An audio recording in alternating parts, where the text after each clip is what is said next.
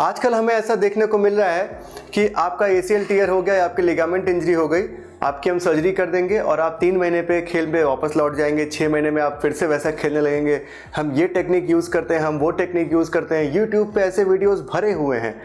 पर मुझे लगता है कि एक एक्सपेक्ट जो हम सब मिस कर रहे हैं वो ये है, क्या सिर्फ ये बोल देना बहुत है एक एथलीट के लिए या फिर एक आर्मी रिक्रूट के लिए कि आपको हम 6 महीने बाद ठीक कर देंगे, आप दोबारा खेलने लग जाएंगे, एकदम बढ़िया सर्जरी कर देंगे? क्या ये सफिशिएंट है? क्या उसके इस पहलू को हम छू पा रहे हैं कि उसको अपने नेशनल्स के ट्रायल के पहले चोट लग गई और उसको लगता है उसका कैरियर एंड हो जाएगा या वो सेलेक्ट नहीं हो पाएगा?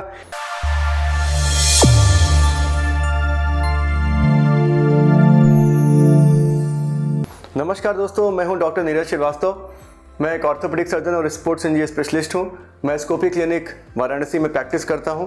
तो मैं आज आपको ये बताऊंगा कि कोई भी मेरे पास यंग लड़का या लड़की आती है जिसको कि कोई भी स्पोर्ट्स इंजरी होती है, तो उसको जब हम ये बताते हैं कि तुम्हें एक लिगामेंट टीयर हो गया है या फिर तुम्हारे शोल्डर में कोई टेंडन का टीयर हो गया है और तुमको एक ऑपरेशन चाहिए होगा और तुमको अपने स्पोर्ट्स कैरियर से या फिर अपने किसी भी काम से 6 से 8 महीने या 1 साल का ब्रेक लेना पड़ेगा, तो ये एक बहुत ही शॉकिंग न्यूज़ उनके लिए होती है। बहुत से पेशेंट हमारे बहुत परेशान हो जाते हैं कि सर हम ठीक हो जाएंगे, चलिए आप बहुत अच्छी सर्जरी कर देंगे, बट इस 8-9 महीने में हमारा क्या होगा? किसी को लगता है कि उसकी जो सिलेक्शन थी अपने स्टेट या नेशनल ट्रायल्स में वो मिस हो गई, किसी को लगता है बहुत ही मेजर टूर्नामेंट मिस कर देगा, कोई एशियन गेम्स मिस कर देगा, कोई कॉमनवेल्थ की ट्रायल में जाया था वो मिस कर देगा, कोई जो कि पुलिस की भर्ती में सिलेक्शन होने वाला था और उसकी दौड़ आ गई और उसके पहले चोट लग गई, कोई ऐसा होगा जिसके कि आर्मी की ट्रेनिंग चल रही थी और उसे चोट लग गई और उसके लिए मजबूरी है कि वो उसको करे विद दिस इंजरी। तो इन एक्सपेक्ट पे क्या होता है कि जो मरीज होता है बहुत ही डिप्रेस हो जाता है। तो उसको क्या हम लोग मोटिवेट करने के लिए कर सकते हैं? क्योंकि देखिए, सबसे पहले तो ये ज़रूरी है कि अगर आप स्पोर्ट्समैन हैं और आप आर्मी रिक्रूट हैं या फिर कोई भी ऐसा फिजिकल काम आपको करना है जिसमें कि आपको दौड़ भाग करनी है, तो उस चीज़ में आपको डेफिनेटली है कि अगर लिगामेंट टीयर हो गया तो आपको उसकी सर्जरी करवानी ज़रूरी है। बट उसको कोप अप कैसे करना है? सबसे पहले है एक्सेप्टेंस, कि आपको ये एक्सेप्ट करना है कि आपको ये करना ही होगा। इसको अपना दुर्भाग्य मान लीजिए या भगवान की मर्जी मान लीजिए। आपको चोट लगी है तो आपको इस चोट की ऑपरेशन करा के ही आपको वापस अपने काम पे लौटना है। इसको आप, इस सत्य को आप ठुकरा नहीं सकते। रो लीजिए, दुखी हो जाइए, एक्सेप्ट कर लीजिए और उसके आगे फिर कैसे करना है, उसके आगे जो आपका डॉक्टर एडवाइस देता है उस पर चलिए। सेकेंड एक्सपेक्ट जो आता है वो होता है फाइनेंशियल। देखिए, बहुत से ऐसे पेशेंट हैं जिनको कि चोट लग गई है और उनको बताया गया कि आपको ऑपरेशन होना है और फाइनेंशियल एस्पेक्ट बहुत ही कॉस्टली हैं इसके। तो उसके लिए भी अगर आप फाइनेंशियली साउंड नहीं हैं तो they are very scheme, even we are helping our poor athletes and poor recruits for that. जैसे कि आजकल तो आयुष्मान भारत योजना में भी बहुत सी मदद हो जा रही है। उसके अलावा कई ऐसे ऑर्गेनाइजेशन हैं जो कि नॉन प्रॉफिटेबल हैं, जो कि स्पोर्ट्समैन की या फिर ऐसे लोगों की हेल्प करते हैं वेरियस गवर्नमेंट स्कीम और प्राइवेट स्कीम्स के through. Now comes the psychological support, जो कि सबसे पहले आपको अपने फ्रेंड्स, अपने पीयर से चाहिए और अपनी फैमिली से चाहिए। देखिए, मेरे पास बहुत से ऐसे पेरेंट्स आते हैं जो कि पुअर बैकग्राउंड से होते हैं और वो अपने बच्चे को स्पोर्ट्स की ट्रेनिंग कराने के लिए अपना सारी एफडीज, अपने गहने, अपनी ज़मीन तक से गिरवी रख देते हैं और जब बच्चे को चोट लग जाती है तो उनका पहला जवाब होता है कि ठीक है बेटा, अब तो हम आपका मैनेज नहीं कर पाएंगे और अब आपको अपना स्पोर्ट्स छोड़ना पड़ेगा और आप अपने पढ़ाई पे ध्यान दीजिए या फिर कुछ और करिए, अपना खेती करिए या फिर पर्सनल बिजनेस जो था उसको आगे बढ़ाइए। तो उन पेरेंट्स को मैं ये बोलना चाहूँगा कि देखिए, हमारे देश में जो पहले एक धारणा हुआ करती थी कि खेलोगे तो होगे खराब और पढ़ोगे तो होगे नवाब, अब ये बहुत चेंज हो गया है। नए भारत में लोग खेल करके भी नवाब बन रहे हैं। तो अगर आपका बेटा स्पोर्ट्स कर रहा है, उसको स्पोर्ट्स इंजरी होती है और वो स्पोर्ट्स में फेल कर गया है, तो जिस तरीके से किसी कॉम्पिटिटिव एग्जाम में अगर आपका बेटा नहीं सक्सेसफुल हो पाता है तो उसको फिर से आप कोचिंग देते हैं, फिर से उसको समय देते हैं, उसको 1 साल का एक अटेम्प्ट और देते हैं कि बेटा अगली बार तुम निकाल लेना, हम तुम्हारे साथ खड़े हैं। उस तरीके का सपोर्ट आपको अपने बच्चे को अभी भी देना है। ये बिल्कुल नहीं सोचना है कि अगर आपको स्पोर्ट्स इंजरी हो गई तो अब आपका कैरियर खत्म हो गया। ठीक है। सेकंड, आपको ऐसे फ्रेंड्स और ऐसे अपने कलीग से दूर रहना है जो कि आपको ये बोलते हैं कि अरे भाई, हमको भी ये चोट लगी थी, उसके बाद से तो हम ना खेल पाए और अब तुम भी छोड़ दो, अब तुम नहीं खेल पाओगे, बहुत कंपटीशन हो गया, कहाँ तुम अब कर पाओगे, तुम्हारा तो पैर में आर्टिफिशियल चीज़ कोई पड़ जाएगी।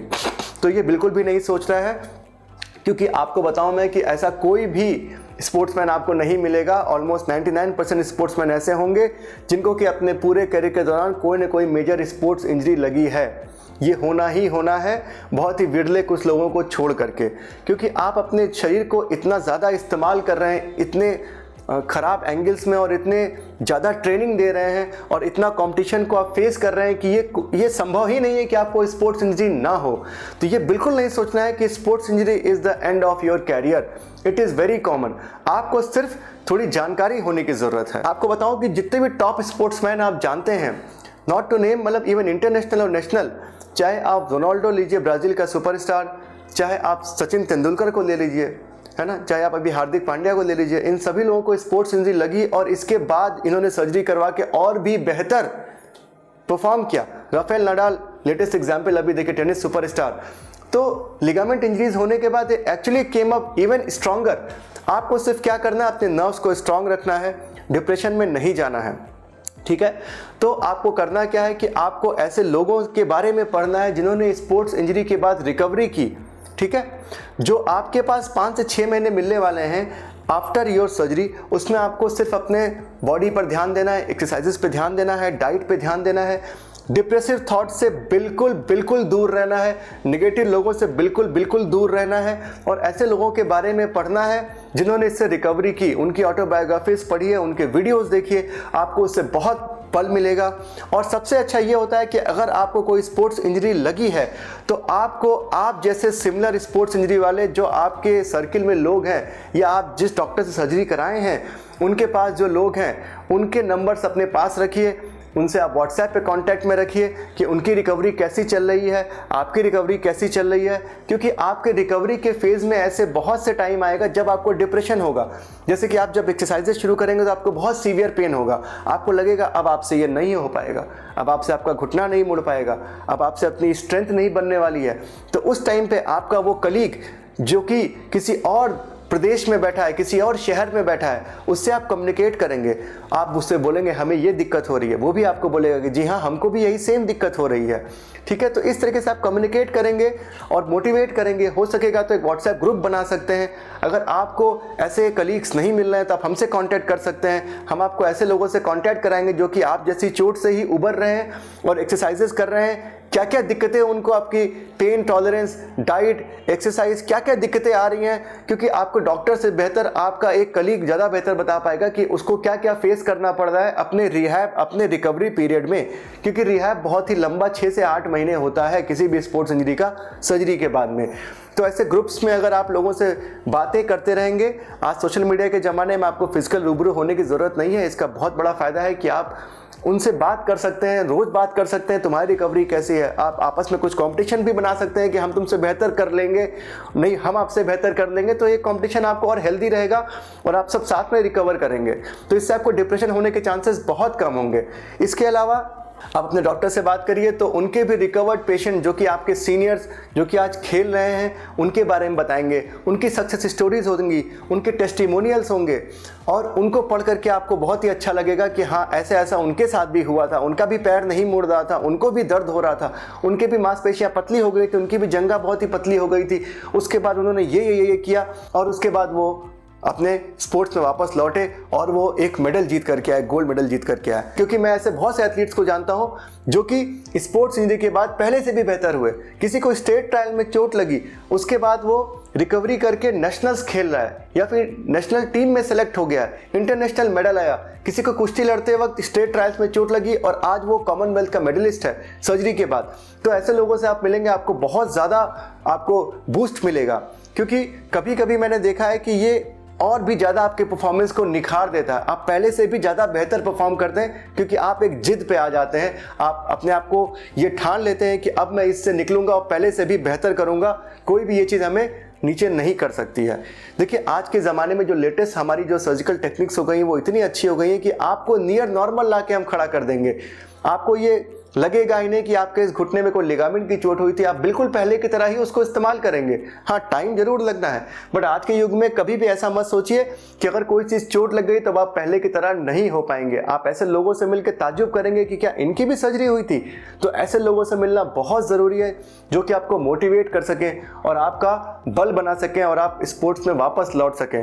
ऐसी ही चीज़ें हैं कि अगर आप आर्मी रिक्रूट हैं और आपको ट्रेनिंग के टाइम पे चोट लग गई है, तो देखिए ये बहुत अनकॉमन चीज़ नहीं है। अगर आप अपने डॉक्टर से मिलेंगे या फिर आप अपने दोस्तों में बात करेंगे तो आपको मैक्सिमम लोग ऐसे मिलेंगे जिनको कि चोट लगी थी और उसके बाद उन्होंने रिकवरी की है।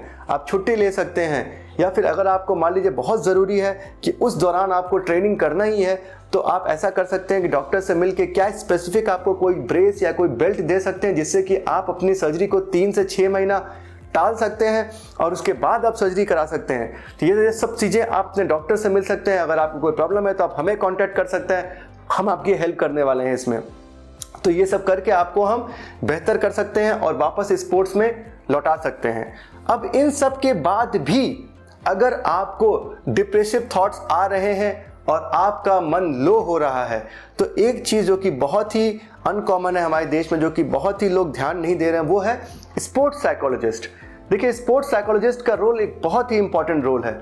स्पोर्ट्स साइकोलॉजिस्ट आपको उस समय में हेल्प कर सकता है जबकि आप बिल्कुल डिप्रेस हो गए हों और आपको लगे कि अब हम नहीं वापस स्पोर्ट्स में आ पाएंगे। मैंने देखा है कि खासतौर से मेरे कई स्पोर्ट्समैन जो कि 6 से 8 महीने के बीच की रिकवरी में चल रहे होते हैं, वो चलने भी लगते हैं, दौड़ने भी लगते हैं, बट उनको लगता है कि वो स्ट्रेंथ नहीं है और अपने कलीग्स को वो देखते हैं जो कि उनसे बहुत बेहतर कर रहे होते हैं इस 6-8 महीने के गैप में, तो वो डिप्रेस होते हैं। डॉक्टर साहब, लगता है मुझसे अब नहीं हो पाएगा, मुझे कुछ नौकरी ही करनी पड़ेगी, अब मैं कहाँ मेडल जीत पाऊंगा देश के लिए। तो उस टाइम पे आपको स्पोर्ट्स साइकोलॉजिस्ट से काउंसलिंग की ज़रूरत है। अगर आपको नहीं मिलता तो आप हमें कांटेक्ट करिए कमेंट बॉक्स में, मैं आपको कनेक्ट करूंगा स्पोर्ट्स साइकोलॉजिस्ट से जो कि आपकी हेल्प कर सकता है। कुछ काउंसलिंग सेशंस आपको वापस से मजबूत कर सकते हैं, खासतौर से रिपीटेटिव स्पोर्ट्स इंजरीज में। मैं ऐसे पेशेंट्स को भी जानता हूं जिनको कि एक बार ACL सर्जरी हुई, 8 महीने बाद जब वो रिकवरी पीरियड में थे फिर से उनका एक्सीडेंट हो गया, फिर से चोट लग गई, फिर से ACL टूट गया, मतलब फिर से वो 1 साल के लिए पीछे। तो ऐसे टाइम पर आपको स्पोर्ट्स इंजरी काउंसलिंग जो कोई डॉक्टर रहेगा वो आपकी काउंसलिंग करेगा, आपको काउंसलिंग सेशंस देगा, आपको और मजबूत करेगा और आपको ऐसे लोगों से हम कनेक्ट कराएंगे जिनका कि रिपीटेटिव स्पोर्ट्स इंजरी हो चुकी है, रिपीटेटिव सर्जरीज हो चुकी है, रिवीजन सर्जरीज के बाद वो फिर से उसी लेवल पे खेले, 1% भी कम नहीं, कुछ तो उससे बेहतर खेले। तो ऐसे लोगों से मिलने से आप आराम से अपने आप को बूस्टअप कर पाएंगे और आप स्पोर्ट्स इंजरी वापस लौट पाएंगे। एक चीज़ समझिए कि अगर आप स्पोर्ट्स खेल रहे हैं तो आपको इंजरीज लगेगी ही लगेगी, and sports injury is never the end of your career. Keep that in mind and keep playing.